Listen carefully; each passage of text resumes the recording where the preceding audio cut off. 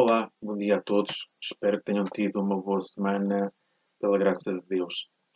Esta semana, o Governo já se reuniu com as diversas confissões religiosas, devendo estar para breve a reabertura das nossas casas de oração. Em breve, estaremos todos juntos a louvar ao nosso Deus presencialmente. Por falar em casas de oração, há sensivelmente 3 anos, mais propriamente em 19 de março, saiu uma notícia no Diário de Notícias que diz que, apesar de terem nascido 300 novos templos, o número de igrejas evangélicas em Portugal baixou de 1630 no ano 2000 para 964 em 2016. Em 16 anos, fecharam-se cerca de 700 igrejas, ou seja, 45 igrejas por ano. Mas mais preocupante e motivo de tristeza para o nosso irmão António Calaim é a pouca frequência dos cultos. O levantamento efetuado conclui que só uma em cada 4 pessoas evangélicas é frequentadora regular das igrejas. Não tarda, teremos também a figura do protestante não praticante. Não é uma realidade exclusiva do nosso país. Na Holanda, por exemplo, um país importante no contexto da reforma, e as igrejas são transformadas em cafés, bibliotecas e até bares. É impossível caminhar pela Europa e não perceber como foi grande nos últimos séculos a influência do cristianismo na sua formação artística ou cultural. Mas porquê é que as igrejas estão vazias? Porquê é que abandonaram a fé cristã? São perguntas que hoje temos em mente. E quando entramos numa grande catedral, numa igreja, não importa o país, aqueles que encontramos lá dentro não estão a expressar a sua fé, prestando culto a Deus, mas estão a admirar a arte e a arquitetura. As pessoas estão decepcionadas com tudo o que diz respeito à religião, com as igrejas, frustradas com uma religiosidade cheia de leis e rituais e que não apresenta algo de novo que lhes traga paz e alívio. Estão cansadas do discurso, faz o que eu digo, mas não faças o que eu faço. Vemos isso agora nas novas igrejas que aparecem, que se autotitulam também evangélicas, mas que não têm nada a ver connosco. E grande parte do declínio deve-se também à teologia liberal, divulgada há mais de um século e que relativizou os ensinamentos bíblicos, trocando os mandamentos divinos por dicas de como se viver melhor. Hoje as nossas livrarias estão cheias de livros de autoajuda e temos montes de gurus de autoajuda. O esvaziamento das igrejas não ocorre somente na Igreja Católica, acontece também nas denominações tradicionais. Hoje também não encontramos apenas aqueles que não creem em Deus, mas um outro grupo crescente que diz: eu creio em Deus, mas não acredito na Igreja nem na religião.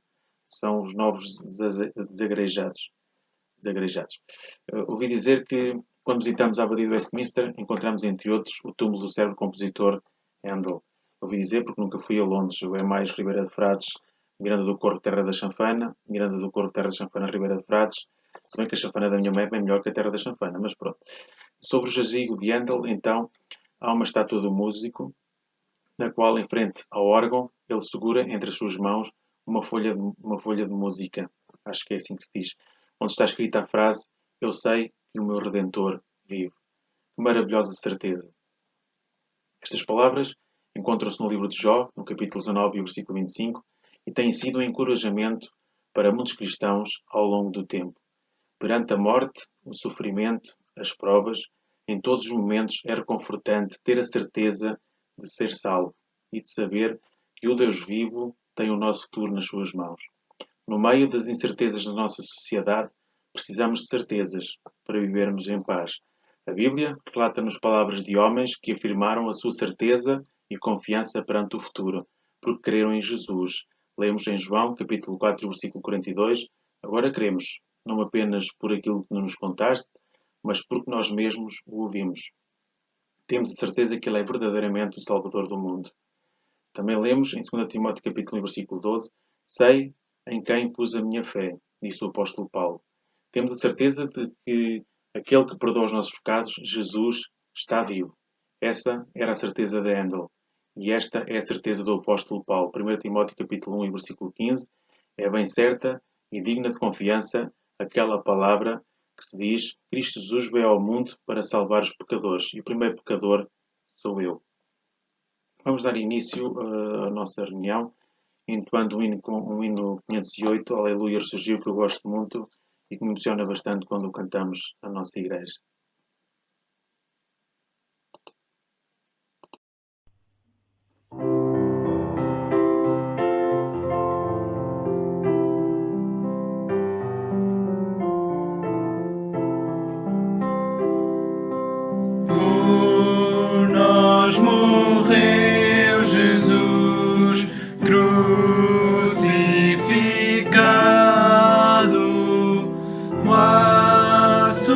a dura cruz, Cristo Senhor. Morto Ele não ficou, triunfante Cristo ressurgiu. A vitória sobre a morte lhe ganhou, e no céu vitorioso Cristo entrou. Ressurgiu, ressurgiu, aleluia, ressurgiu. Morte Ele assim provou a sepultura. 3 dias o guardou, Cristo Senhor. Morto Ele não ficou, triunfante Cristo ressurgiu.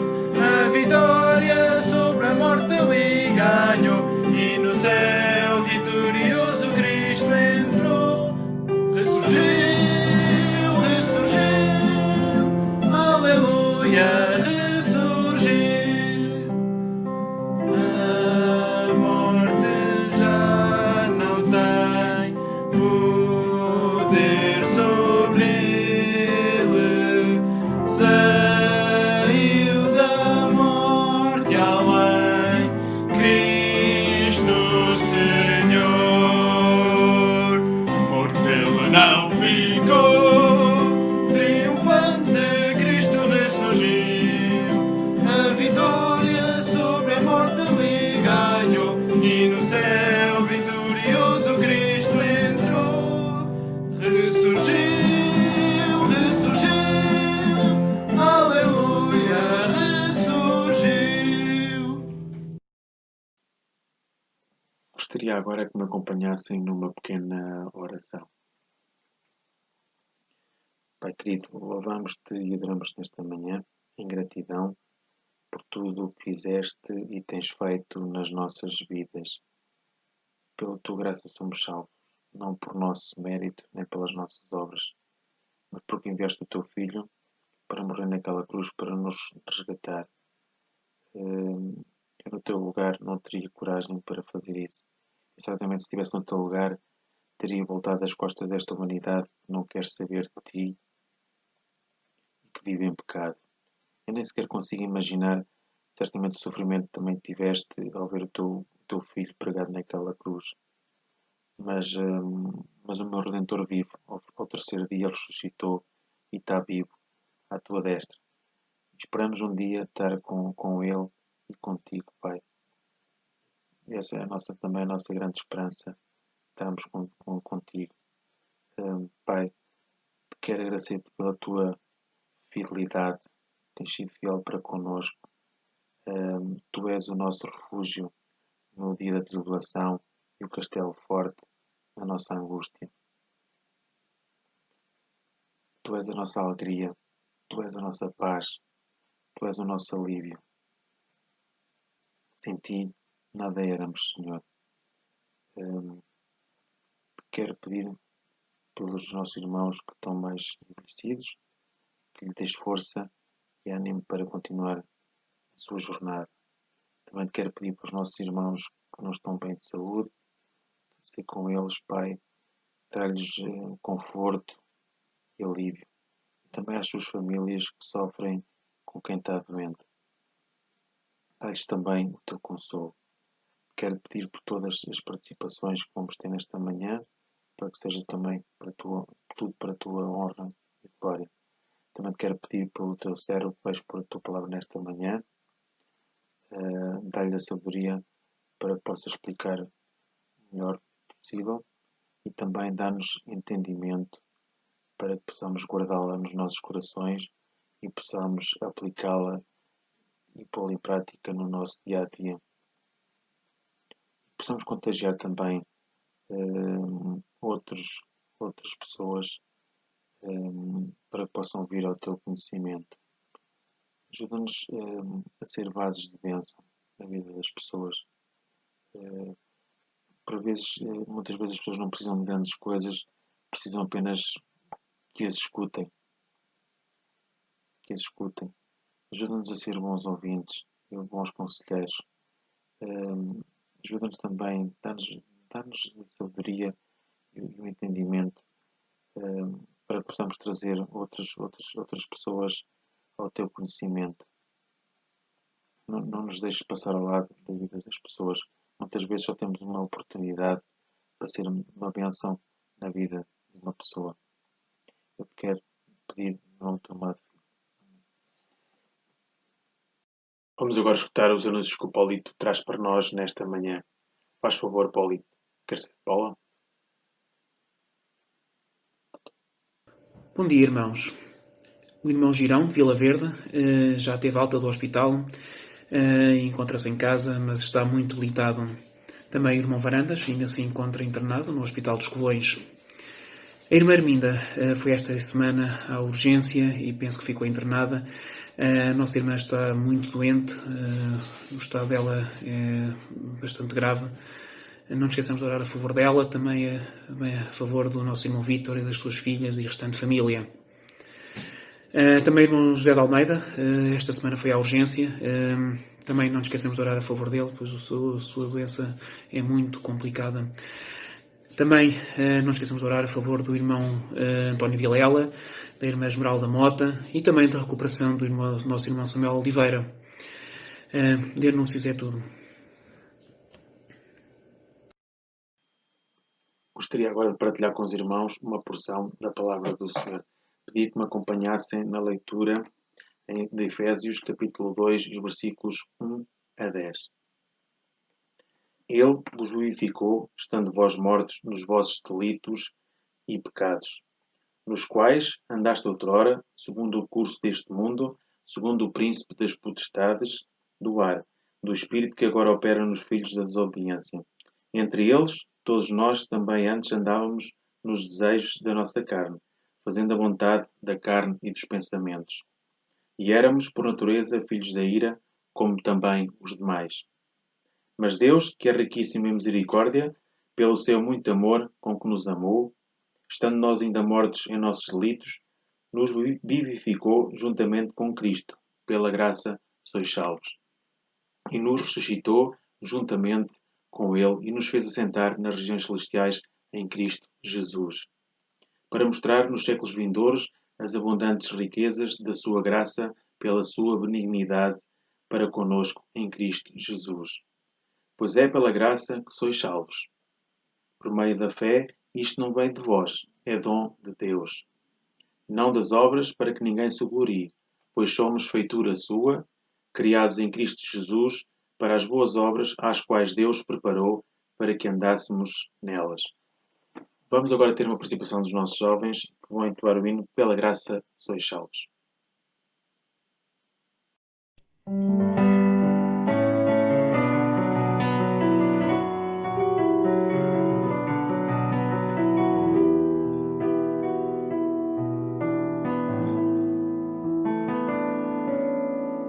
Pela graça sois salvos, pela graça sois salvos, por meio da fé, por meio da fé, por meio da fé em Jesus. Isto não vem de vós,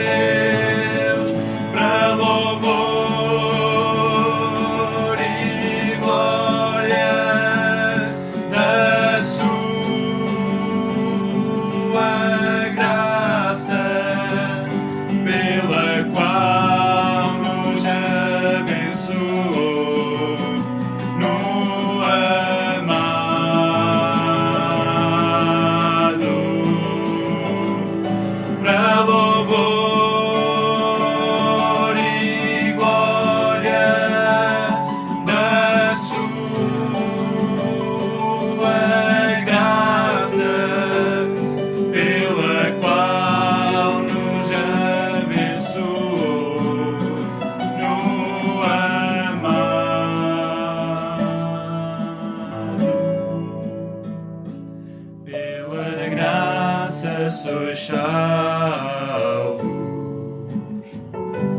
Pela graça sois salvos. Por meio da fé, por meio da fé, por meio da fé em Jesus. A palavra do Senhor nos primeiros 7 versículos do Salmo 139. Ó Senhor, tu me sondaste e me conheces. Tu conheces o meu assentar e o meu levantar. De longe entendes o meu pensamento. Esquadrinhas o meu andar e o meu deitar. Conheces todos os meus caminhos. Sem que haja uma palavra na minha língua, ó Senhor, tudo conheces. Tu me cercaste em volta, puseste sobre mim a tua mão. Tal conhecimento é maravilhoso demais para mim, elevado demais para que possa atingir. Para onde me irei do teu espírito? Para onde fugirei da tua face? Deus, os propósitos e os porquês do teu atuar escapam-nos das nossas mãos e do nosso entendimento. Não sabemos, não compreendemos, no entanto, lá estás tu, fiel, constante e incessante. Nos bastidores de tudo, do quanto não vemos, no silêncio, no delinear da tua vontade para as nossas vidas. O pano de fundo que a nossa impaciência, por vezes, não considera e reclama, porque pretendemos no imediato uma resposta. Mas tudo, Deus faz com uma beleza e uma bondade inigualáveis, num tempo perfeito que somente a Ele pertence. Tu, o Mestre do Amor, tudo concebes e preparas até ao ínfimo detalhe, dando forma e vida a testemunhos magníficos para a tua glória.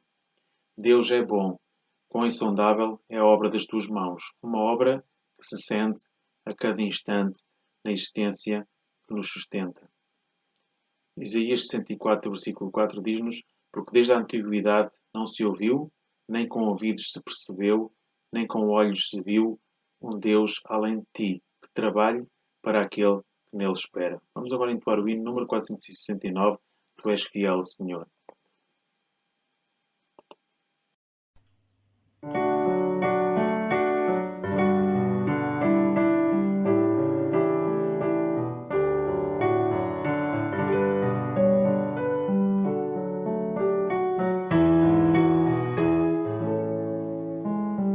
Tu és fiel, Senhor, meu Pai amado, rico em bondade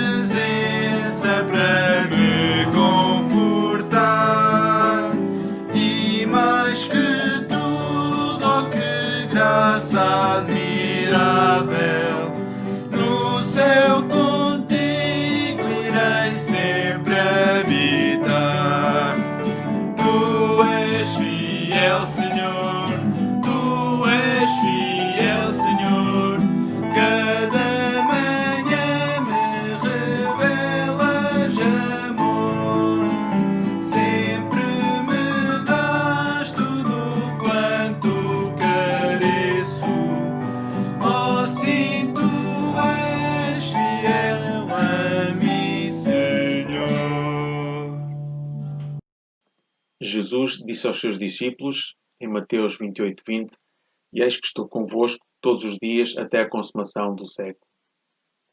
Jesus nasceu numa manjedoura, cresceu numa carpintaria e morreu numa cruz, mas deixou o seu túmulo vazio. Antes de voltar para o céu, prometeu aos seus discípulos que estaria ao seu lado até ao dia final. O mundo em que vivemos é hostil aos filhos de Deus, mas não precisamos temer, pois não estamos sozinhos. Jesus está conosco.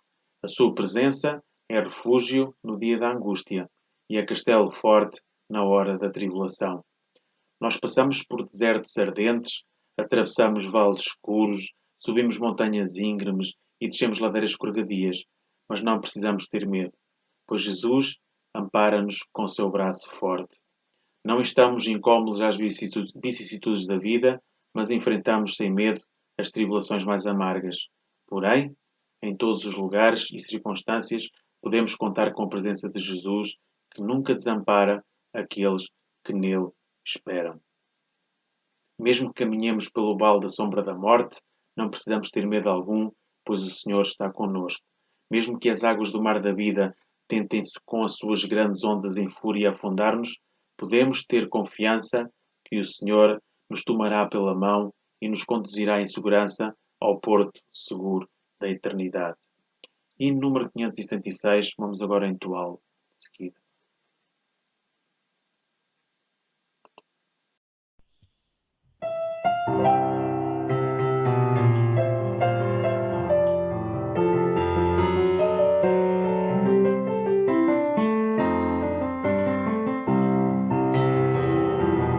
Adorado Salvador, Jesus Cristo Redentor, sejas tu louvado sempre pelos teus.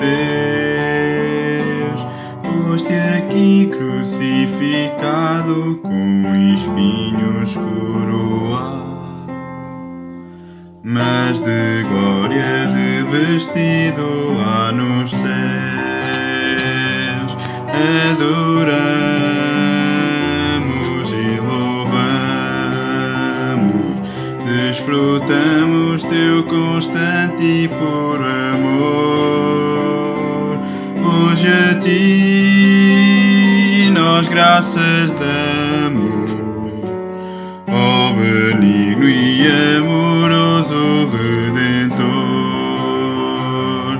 Tua grande salvação enche-nos de gratidão por entrarmos nos teus átrios, ó Senhor. Pois nossa alma agradecida te será por toda a vida, e te bendiremos sempre, ó Redentor. Adoramos e louvamos, desfrutamos teu constante e puro amor. Hoje a ti nós graças damos, ó benigno e amoroso Redentor.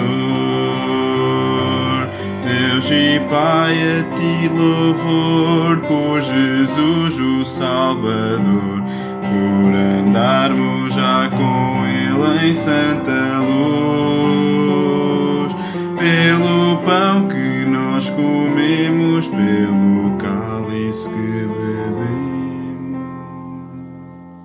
ao lembrarmos sua morte sobre a cruz. Adoramos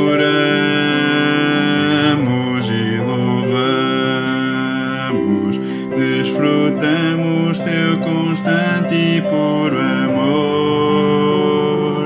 Hoje a ti nós graças damos, ó benigno e amoroso Redentor.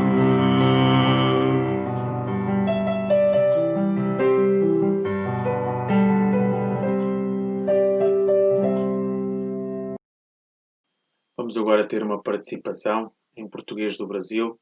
Faz favor, Flávio.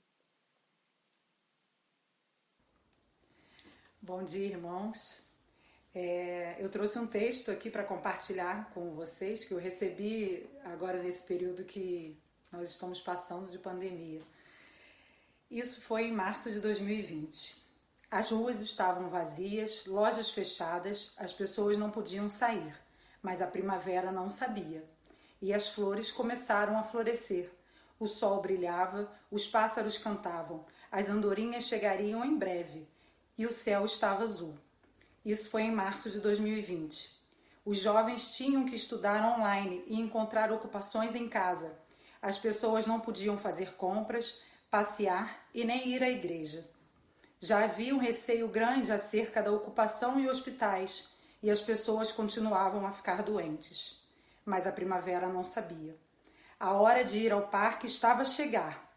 A manhã chegava mais cedo e as noites duravam menos. A relva já estava a ficar verde. Isso foi em março de 2020. As pessoas foram colocadas em quarentena para proteger idosos, familiares e crianças. Nada de reuniões, convívios ou festas. O medo se tornou real e os dias eram parecidos. Com isso, mudaram-se os hábitos, começaram a ler mais, a brincar com seus filhos, passaram a cantar em suas varandas, convidando os vizinhos a fazerem o mesmo. Aprenderam a ser solidários e apreciaram o que realmente tem valor. Mas a primavera não sabia. As macieiras, cerejeiras e outras árvores floresceram. As folhas cresceram. Isso foi em março de 2020. As pessoas perceberam a importância de cuidados básicos com a saúde, de não serem indiferentes com o sofrimento do próximo e que mais importante do que baixos índices econômicos é preservar a vida humana. Mas a primavera não sabia. As flores surgiram, os pássaros fizeram ninhos e as andorinhas chegaram. Então o dia da libertação chegou. As pessoas souberam pela televisão que o vírus havia perdido a batalha. As pessoas saíam para a rua, cantavam, choravam, davam beijinhos, sem máscaras ou luvas. E foi aí que o verão chegou, porque a primavera não sabia. Ela continuou lá, apesar do vírus, do medo e da morte.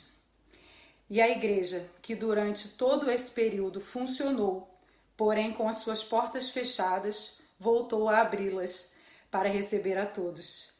Deus nos parou para fazer seu povo novo de novo. E a esperança não nos decepciona, porque Deus derramou o seu amor em nossos corações, por meio do Espírito Santo que Ele nos concedeu. Romanos 5:5. Que o Senhor quebre o antigo barro e o refaça da melhor forma na sua vida. Nenhum de nós viveu ou está preparado para as circunstâncias desafiantes com que nos deparamos e que enfrentamos atualmente. As crises, tal como as doenças, têm o poder para gerar em nós um sentido de foco e de adaptação. No entanto, existirão algumas tentações que precisamos de antecipar, como sejam o desespero. Não sabemos se nesta altura conseguiremos o nosso sustento. Muitas pessoas perdem o seu emprego nesta altura, outros estão em layoff. Outra tentação que poderá advir será a depressão e o esgotamento. As famílias não estão habituadas a conviver 24 horas fechadas numa casa. Outra tentação que poderá advir é a culpa. Normalmente temos sempre a tendência a imputar a culpa do mal que nos acontece a alguém. E também, por exemplo, outra tentação que poderá advir será a distração. Hoje em dia temos as Netflix, temos as internets que nos roubam o tempo que deveríamos dedicar a Deus. Mas não temas. Foi uma declaração que Jesus dirigiu muitas vezes e a muitas pessoas e com a qual as animou no meio da doença, da tribulação e da perseguição. Jesus conosco dá-nos paz e segurança na adversidade e do porvir que se apresenta incerto e preocupante.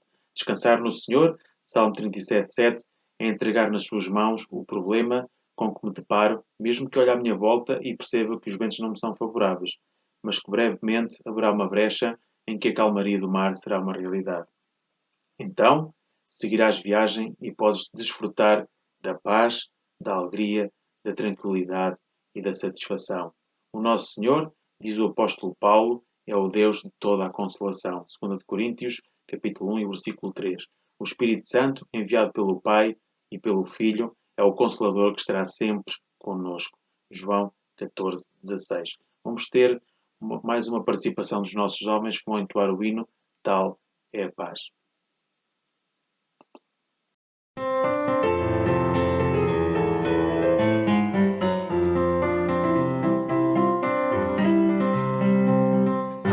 Paz que já me invade o coração, tal é o amor que só me faz agradecer e adorar e exaltar e bem dizer aquele que se entregou por mim. Tal é a paz que já me invade o coração, tal é o amor que só me faz agradecer e adorar e exaltar e bem dizer aquele que se entregou por mim. Glória, eu sempre canto. Glória, sempre, sempre. Glória a ti, Senhor. Glória, eu sempre canto. Glória, sempre, sempre. Glória a ti, Senhor. Tal é a paz que já me invade o coração. Tal é o amor que só me faz agradecer e adorar e exaltar e bem dizer aquele que se entregou por mim. Eu sempre canto, glória, sempre, sempre, glória a ti, Senhor. Glória, eu sempre canto, glória, eu sempre, sempre, glória a ti.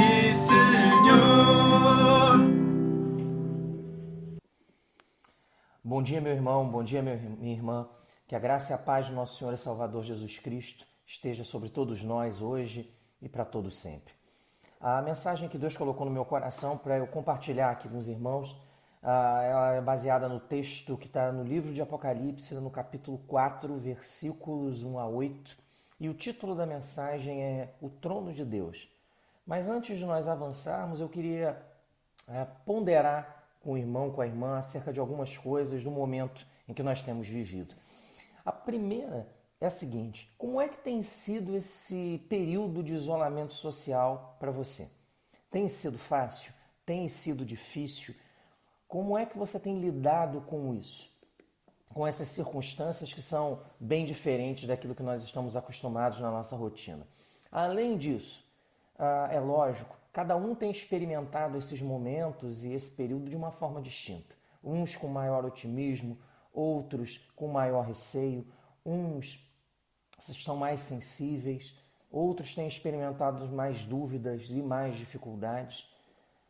E, independente dessas questões que vivemos, eu quero avançar um pouquinho para uma outra questão. Como é que anda a sua vida espiritual?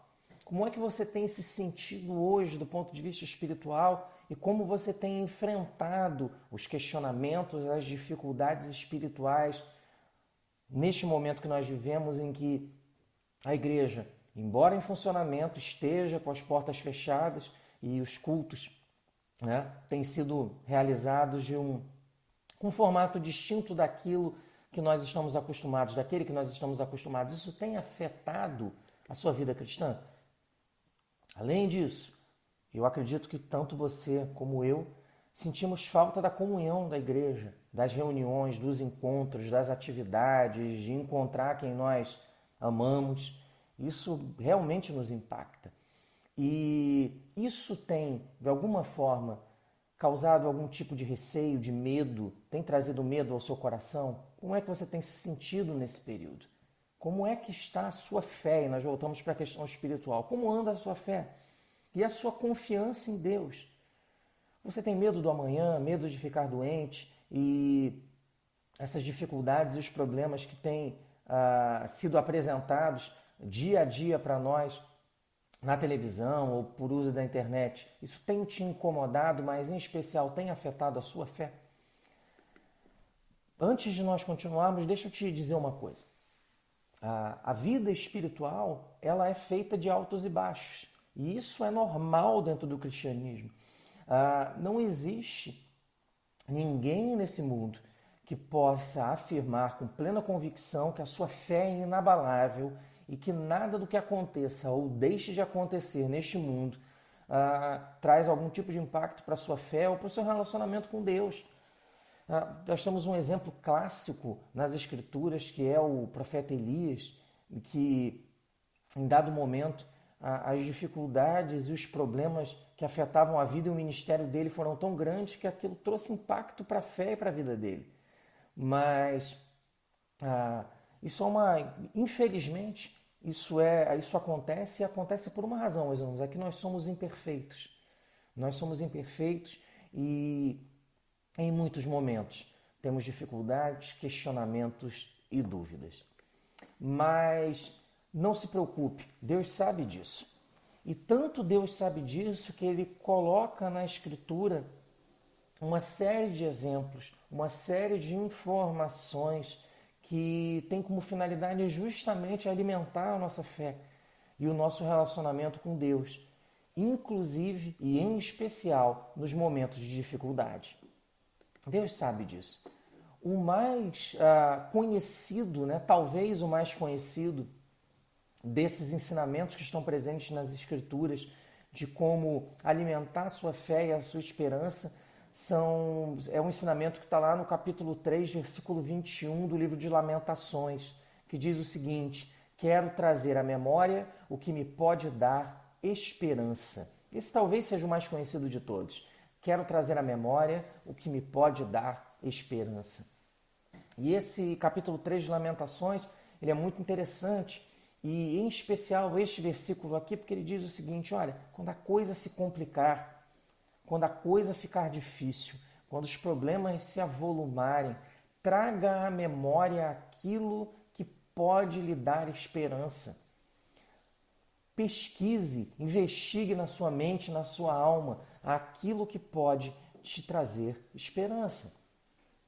Esse texto, ele é claro no sentido de dizer que há altos e baixos na vida espiritual e que nós, quando esses baixos momentos aparecerem, esses momentos de dificuldade, o que nós devemos fazer é um exercício de lembrar daquilo que pode nos trazer esperança, lembrar do poder de Deus, das suas maravilhas, da sua misericórdia, da sua graça e do seu amor, porque isso nos traz esperança. E lembrarmos, além disso, de quantos momentos de dificuldade e de dor que atravessamos, conseguimos atravessar e superar por intermédio da graça e da misericórdia de Deus. E baseado nisso, meu irmão e minha irmã, eu quero compartilhar com você um texto bíblico que pode nos encher de esperança e renovar a minha e a sua fé. Um texto bíblico que pode nos encher de fé e renovar a nossa fé e renovar a nossa esperança. Esse texto, como eu falei no início, é o texto que está lá no capítulo 4 de Apocalipse, versículos 1 a 8. Eu só vou fazer uma breve passagem sobre os capítulos 1 a 3 até chegarmos ao texto definitivo que vamos ler, que é o capítulo 4. Só relembrando, o Apocalipse ele é escrito provavelmente por volta do ano 90 da era cristã, um ano de intensa perseguição à igreja, um período em que a igreja sofre com muitas heresias, com muitos problemas, com muitas dificuldades, mas em especial com intensa perseguição, e depois de um dado período com intensa perseguição do próprio Império Romano, um período com imperadores como Nero e Domiciano, que perseguiram a igreja de forma muito intensa e perseguiram de maneira muito cruel o próprio ensino apostólico. E o que acontece? No período em que esse livro é escrito, o João é o único apóstolo vivo, os outros apóstolos já haviam morrido, e João, embora ainda estivesse vivo, ele está exilado, cumprindo pena, numa ilha, no mar Egeu, a ilha de Patmos, por levar a mensagem de Deus e o Evangelho, e por ser considerado alguém muito perigoso por fazer isso. João tem mais de 80 anos no período em que esse texto é escrito, provavelmente. Ele está isolado na ilha de Patmos e ele está longe da comunidade cristã ou das comunidades cristãs que ele cuidava e auxiliava no território que hoje nós conhecemos como o país Turquia. e ele está isolado, a igreja sofrendo intensa perseguição, seu maior líder encarcerado, idoso, e o grande questionamento que existia naquele período dentro dos meios cristãos era o seguinte: olha, será que Jesus nos abandonou? Porque estamos sofrendo intensa perseguição. Cristo morre no ano 33, esse texto aqui é por volta do ano 90. Então, nesse período curto da igreja, a situação já está tão complicada e Cristo sabia desses questionamentos, dessa dificuldade, dessa perseguição à igreja. Então, ele no capítulo 1, ele aparece ao apóstolo João na ilha de Patmos de forma transfigurada, com cabelos brancos para mostrar que ele é o primogênito da criação, com olhos com chama de fogo para mostrar ao apóstolo João e tranquilizar a igreja de que ele vê tudo com esses olhos penetrantes, com uma roupa branca para mostrar que ele é livre de todo o pecado, que ele é puro e santo, com um cinto de ouro para provar que ele é sacerdote, que ele é rei, que ele é profeta, com pés de bronze para pisar e destruir os inimigos da igreja e com uma espada que saía de sua boca para derrotar os inimigos do evangelho. Então, o apóstolo João está na ilha de Patmos, tem essa visão de Jesus. Obviamente ele fica assustado ao ver isso, Jesus com efeitos especiais, de um modo diferente daquela forma humana que João conviveu anos atrás. E aí Jesus vira para ele e diz o seguinte: escreve cartas às igrejas da Ásia, que são justamente igrejas que o João era o líder ou era o responsável pelo ensino. Então, Jesus tranquiliza o João e diz: olha, eu sei o que está acontecendo com as igrejas, eu sei o período difícil que nós vivemos, e mande cartas para essas igrejas para tranquilizá-las e mostrar a elas que eu vejo tudo, sei de tudo, tenho poder sobre tudo e controlo tudo aquilo que acontece com a igreja. Ainda há uma outra visão no capítulo 1 que mostra Jesus caminhando, e esse é o símbolo, Jesus caminhando no meio da igreja e tendo os líderes da igreja em suas mãos. Então é uma ideia para passar de segurança e tranquilidade à igreja no momento de tribulação, porque Jesus é soberano e controla a igreja e a história. Isso é o capítulo 1 de Apocalipse. No capítulo 2, são escritas inicialmente as primeiras cartas às igrejas. Então temos a carta à igreja de Éfeso, que era a igreja que deixou o seu primeiro amor. Depois, a carta para a igreja de Esmirna. Foi uma igreja que não recebeu críticas e que o texto bíblico diz que ela era uma igreja que realizava obras que eram conhecidas diante de Deus. Além disso, no capítulo 2, é escrito o texto para a igreja de Pérgamo, que é uma igreja que teve o ensino contaminado por falsas doutrinas, imoralidades e heresias. E também o texto da igreja de Tiatira, que também padeceu do mesmo problema, doutrinas, falsas imoralidades e heresias. No capítulo 3, o texto continua falando sobre outras 3 igrejas, Sardes, Filadélfia e Laodiceia. Sardes tem como ponto principal que Jesus se dirige à igreja no sentido de dizer que as obras dessa comunidade cristã não eram perfeitas aos olhos de Deus. Filadélfia é reconhecida por Cristo como uma igreja que guardava a palavra de Deus. E por último, a igreja de Laodiceia era uma igreja que havia perdido a sua finalidade. Então, nós temos o capítulo 1, com Jesus aparecendo a João na ilha de Patmos e determinando que ele escrevesse a comunidades cristãs, as 7 igrejas, que representam todas as igrejas em todos os períodos da história humana, com os seus pontos positivos e com seus pontos negativos, umas melhores em algumas coisas, piores em outras. Então, no capítulo 2 e no capítulo 3, essas cartas estão ali registradas. E aí depois a narrativa salta no capítulo 4 para uma outra coisa. Jesus, que apareceu no capítulo 1, como João relata no texto, como com voz de trombeta ou com uma voz de muitas águas. Jesus volta-se para o apóstolo João no capítulo 4 e diz para ele o seguinte: olha, vem para cá, vem comigo, que eu quero lhe mostrar outras coisas que vão acontecer depois destas, ou seja, coisas que aconteceriam no futuro. Então João olha e vê uma porta no céu. Ele é levado por Cristo até esse local, atravessa essa porta. Quando ele chega nesse local, né, depois dessa porta, ele tem uma visão espetacular, surpreendente. Ele vê um trono, ele vê alguém assentado nesse trono, e ele vê pessoas, 24 pessoas cercando esse trono e outros 4 seres ao redor do trono. Né? E ele vê isso e fica, né, obviamente, como nós ficaríamos, admirados com essa visão. Então, agora que tivemos esse panorama aí dos primeiros capítulos de Apocalipse, vamos nos focar no capítulo 4, nos versículos 1 a 8, para entendermos o que Deus tem para nós nessa mensagem e que pode servir para nos encher de fé e nos encher de esperança. Vamos lá. Diz aqui a palavra de Deus, Apocalipse, capítulo 4, versículos 1 a 8. Depois dessas coisas, olhei, e eis não somente uma porta aberta no céu, como também a primeira voz que ouvi, como de trombeta ao falar comigo, dizendo: sobe para aqui, e te mostrarei o que deve acontecer depois destas coisas. Imediatamente eu me achei em espírito, e eis armado no céu um trono, e no trono alguém sentado. E esse que se acha sentado é semelhante, no aspecto, à pedra de jaspe e de sardônio, e ao redor do trono há um arco-íris semelhante, no aspecto, à esmeralda. Ao redor do trono há também 24 tronos, e assentados neles 24 anciãos vestidos de branco, em cujas cabeças estão coroas de ouro.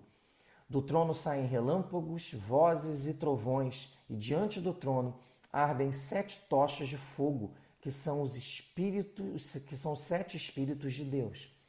Adiante do trono, como que um mar de vidro, semelhante ao cristal, e também, no meio do trono e à volta do trono, 4 seres viventes, cheios de olhos, por diante e por detrás.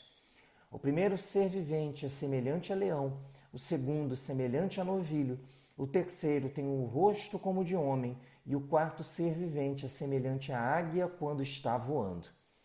E os 4 seres viventes, tendo cada um deles, respectivamente, 6 asas, estão cheios de olhos, e ao redor e por dentro. Não tem descanso, nem de dia, nem de noite, proclamando: Santo, Santo, Santo é o Senhor Deus, o Todo-Poderoso, aquele que era, que é e que há de vir. Olha só, meus irmãos, o que esse texto tem a nos ensinar e de que forma ele pode nos encher de fé e de esperança e trazer à nossa memória aquilo que pode nos dar alegria. Olha só, o primeiro ensinamento que esse texto nos traz é o seguinte: Deus controla a história humana, que já está devidamente escrita e determinada. Deus controla a história humana, que já está devidamente escrita e determinada. Olha o que o versículo 1 diz para nós. Depois destas coisas que João escreveu, João tem o contato com Cristo na ilha de Patmos e recebe a determinação para redigir as cartas às igrejas. Olhei, e eis não somente uma porta aberta no céu, aquela porta que eu falei, como também a primeira voz que eu ouvi como de trombeta ao falar comigo, é Cristo falando com ele, dizendo: sobe para aqui e te mostrarei o que deve acontecer depois destas coisas. O que Jesus mostra ao apóstolo João para confortá-lo e confortar a igreja daquele período e do período atual é o seguinte: olha, vem para o céu, porque do céu é possível compreender as coisas que vão acontecer. O futuro já está escrito e determinado por Deus, é Deus que controla a história e Deus que escreveu a história. Mas por intermédio dele e da revelação de Cristo, se for da vontade de Deus, é possível conhecer. Tem muita gente que tenta conhecer o futuro das mais diversas formas, né? Pela adivinhação, pela curiosidade, pelo desejo. O que o texto diz aqui para nós é o seguinte: a história já está escrita e determinada. E somente através de Cristo, através de Deus e através do seu trono da graça, é possível conhecer aquilo que é determinado aos homens. Em alguns momentos, alguns livros de profecia falam sobre o futuro e o livro da Revelação é um deles. Então, o que esse texto nos ensina é que o futuro pertence a Deus. e que esse futuro já foi escrito e determinado. E isso tem que ser motivo de alegria, tanto para você quanto para mim. Deus já determinou tudo, a história humana não está largada ao acaso, né? Não somos passageiros de um mundo que está desgovernado, muito longe disso. A história humana está sob o controle de Deus. Outra coisa que esse texto nos ensina, que nos enche de esperança e de alegria, que é o seguinte, é que existe um trono no céu.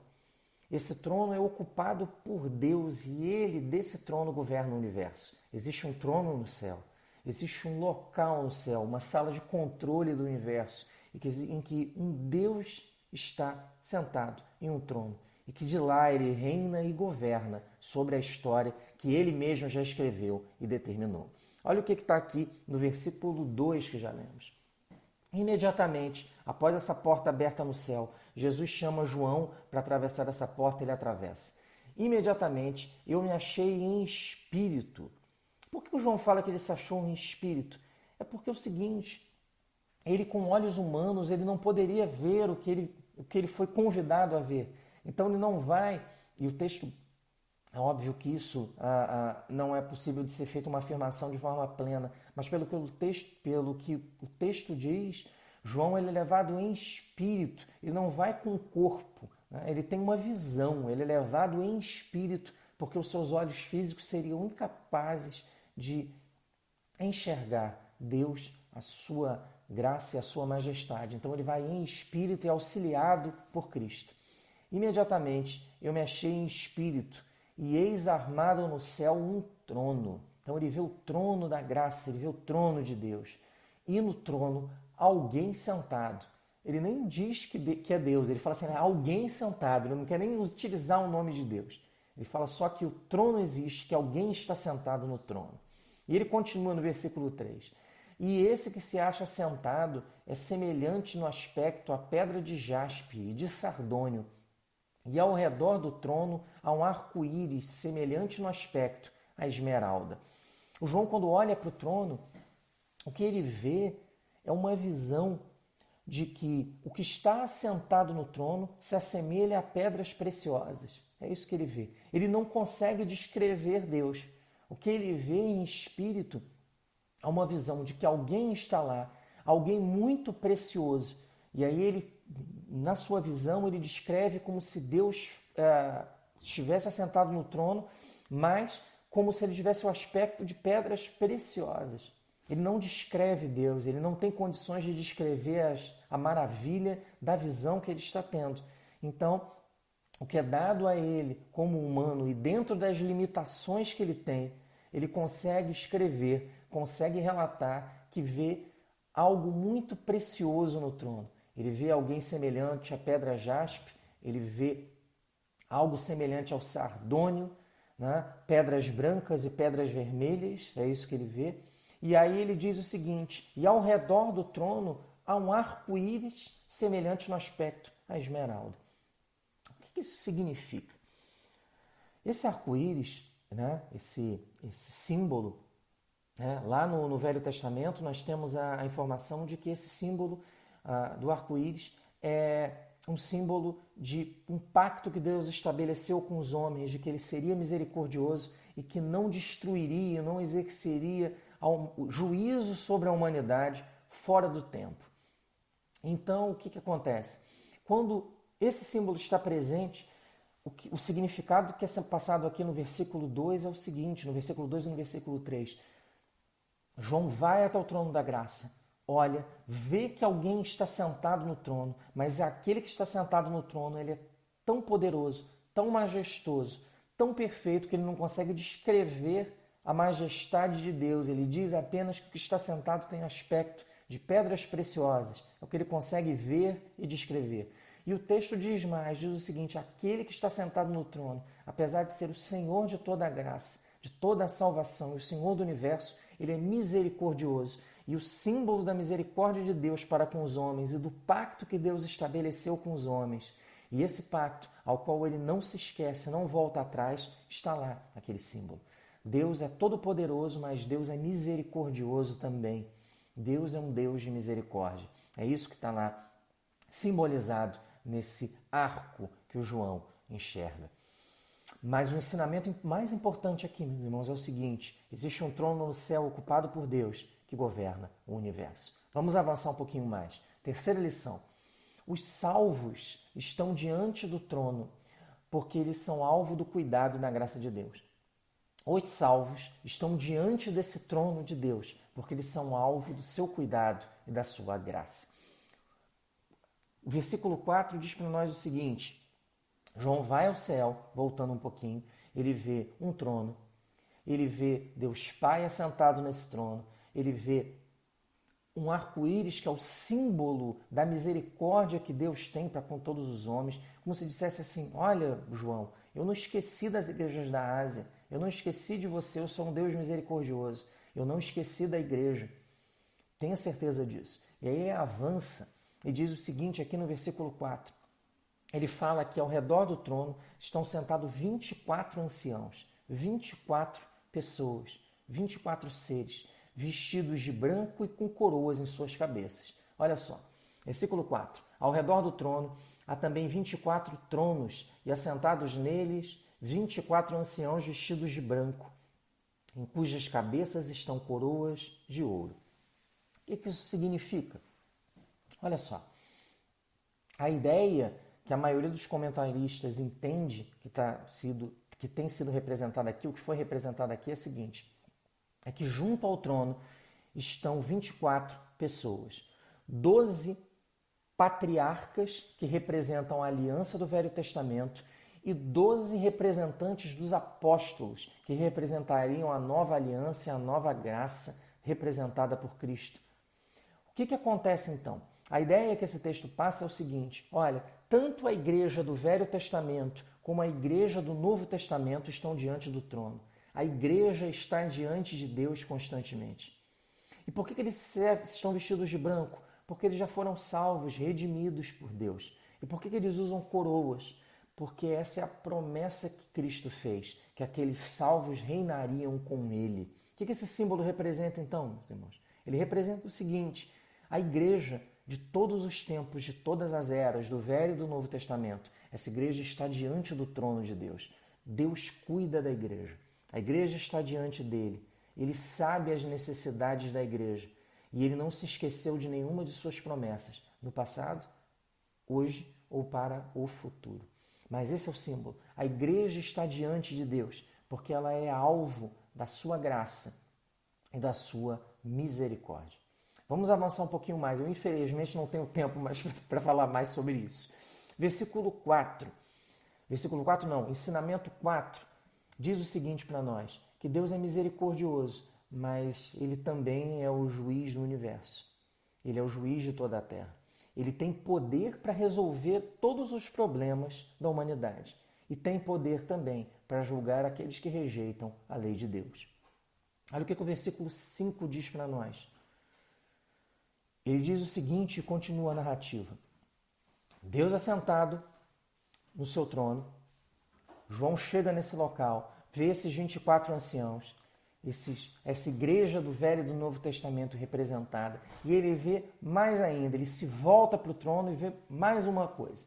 Olha só, versículo 5. Do trono saem relâmpagos, vozes e trovões, e diante do trono ardem 7 tochas de fogo, que são os 7 Espíritos de Deus. O que são os relâmpagos, as vozes e os trovões? Isso, primeiro, é uma representação do poder de Deus.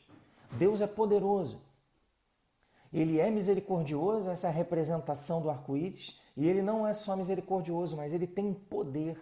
Ele tem poder, primeiro, para resolver todo e qualquer problema, toda e qualquer dificuldade que a humanidade enfrente. Mas, além disso, ele tem poder para exercer juízo sobre uma humanidade que é impenitente e que se afastou de Deus.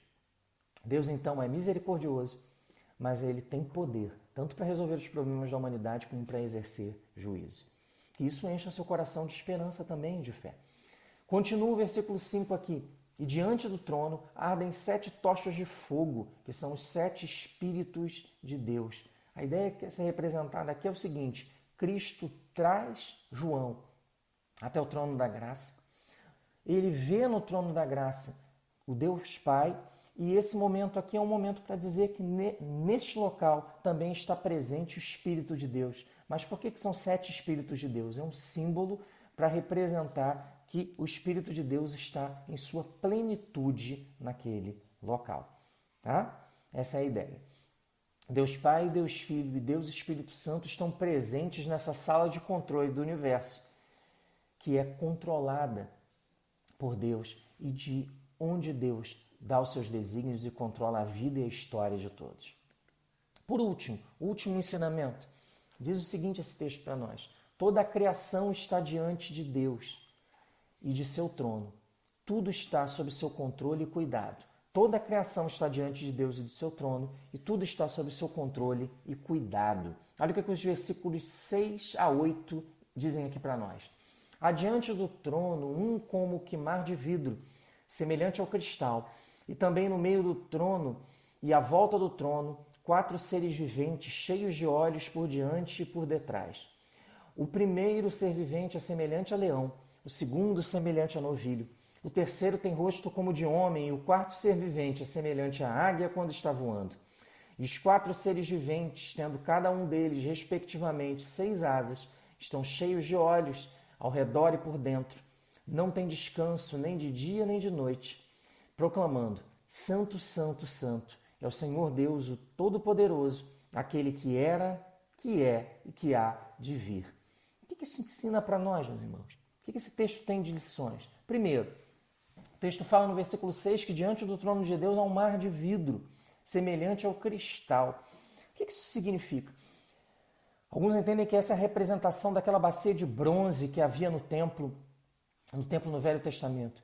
Mas a ideia que essa é passada aqui, a maioria crê que é uma forma de mostrar assim, olha, o pecado não existe ou não pode subsistir diante de Deus. Com Deus todas as coisas são transparentes, são claras. É como um mar de vidro, um mar de cristal. Deus é puro, santo. Diante de Deus nada se esconde, tudo é transparente, tudo é claro. Além disso, diz aqui, na continuação do versículo 6, no meio do trono e à volta do trono, 4 seres viventes, cheios de olhos por diante e por detrás. A ideia é que a maioria dos comentaristas entende é que esses 4 seres viventes são 4 anjos que servem Deus de dia e de noite. Mas que também esses anjos, e essa representação aqui significa que toda a criação que está representada aqui no símbolo também está diante do trono. Diz o seguinte, olha só, diz que esses 4 seres viventes, que são cheios de olhos por diante e por detrás, ou seja, são seres de Deus que são enviados para saber de tudo e ver tudo, diz aqui também, no versículo 7, o primeiro ser vivente é semelhante ao leão, o segundo semelhante a novilho, o terceiro tem o rosto de homem, e o quarto ser vivente é semelhante à águia quando está voando. Alguns entendem que esses são atributos dos anjos, né? Dizer que eles têm características similares a cada um desses animais. Mas outros comentaristas aqui entendem que esse símbolo quer dizer que a criação de Deus e os principais elementos da criação de Deus estão representados aqui para dizer que toda a criação está diante do trono e que Ele cuida de toda a criação. Além disso, vamos caminhar um pouquinho mais. Versículo 8. Esses 4 seres viventes, o que eles fazem? E os 4 seres viventes, versículo 8, tendo cada um deles, respectivamente, 6 asas, estão cheios de olhos ao redor e por dentro. Esses mensageiros de Deus são enviados para saber de tudo, conhecer tudo o que acontece na criação. Nada está escondido aos olhos de Deus. Deus está em todos os locais, sabe de tudo e vê tudo. Isso é motivo para nos encher de alegria e de fé. E aí diz também que esses seres viventes, na segunda parte do versículo 8, eles não têm descanso, nem de dia e nem de noite. No modo de louvar e agradecer a Deus, eles dizem o seguinte, proclamando: Santo, Santo, Santo é o Senhor Deus, o Todo-Poderoso, aquele que era, que é e que há de vir. E essa sentença aqui, esse versículo termina da seguinte forma: os próprios anjos que servem ao Senhor dizem: o Senhor é todo-poderoso e controla o passado, o que era, controla o presente, o que é, e controla o futuro, o que há de vir. Isso é motivo para nos encher de alegria, de fé e de esperança, meus irmãos, porque Deus controla a história, a nossa vida, e tem controle sobre toda a criação. Vamos revisar aquilo que vimos, vamos concluir. E eu quero relembrar essas principais lições que vimos sobre o texto que lemos, para que você encha a sua mente, o seu coração de esperança e isso alimente a sua fé. A primeira lição que nós vimos foi a seguinte: Deus controla a história humana que já está devidamente escrita e determinada. Segunda lição: existe um trono no céu, ocupado por Deus, que governa o universo. Terceira coisa: os salvos estão diante do trono, pois eles são alvo do cuidado e da graça de Deus. A igreja está diante do trono, porque ele é alvo do cuidado e da graça de Deus. Quarta coisa: Deus é misericordioso, mas também é o juiz de toda a terra. Ele tem poder para resolver todos os problemas da humanidade e para julgar aqueles que rejeitam a lei de Deus. E por último, quinta e última lição: toda a criação está diante de Deus e de seu trono. Tudo está sob o seu controle e cuidado. Meu irmão, minha irmã, que esse texto possa servir de servir como uma ferramenta para que o seu coração se encha de fé e de esperança, que você alimente a sua alma nesse período que vivemos e que a palavra de Deus, que sempre pode nos abençoar, te abençoe de uma maneira especial. Vamos orar para encerrarmos e pedindo a Deus que Ele aplique essa palavra no nosso coração. Senhor, nós te agradecemos por mais um dia, te agradecemos por mais um culto, te agradecemos por Tua misericórdia e por Tua graça. Cuida de nós, Senhor, e enche, Pai, o nosso coração de fé e de esperança. Que nós possamos, quando refletimos sobre esse texto que lemos anteriormente no início, de que precisamos, Pai, trazer à nossa mente aquilo que nos traz esperança, possamos lembrar, Senhor, que o Senhor é soberano, que o Senhor está sentado no trono, que o Senhor reina e governa a história, que o Senhor tem poder para resolver todos os problemas da humanidade, que o Senhor é Deus misericordioso, que o Senhor cuida de nós e que o Senhor tem, Pai, autoridade sobre o céu e sobre a terra. Cuida da nossa vida, Pai, cuida da nossa igreja, da nossa família, do nosso coração, Senhor. E permite, Pai, por meio da Tua misericórdia, que em breve estejamos juntos para contarmos das maravilhas que o Senhor fez por nós e para nós durante esse período. É o que te pedimos, Senhor, e agradecemos, Pai, em nome de Jesus. Amém. Fique com Deus, meu irmão e irmã. Que Deus te abençoe, em nome de Jesus. Amém.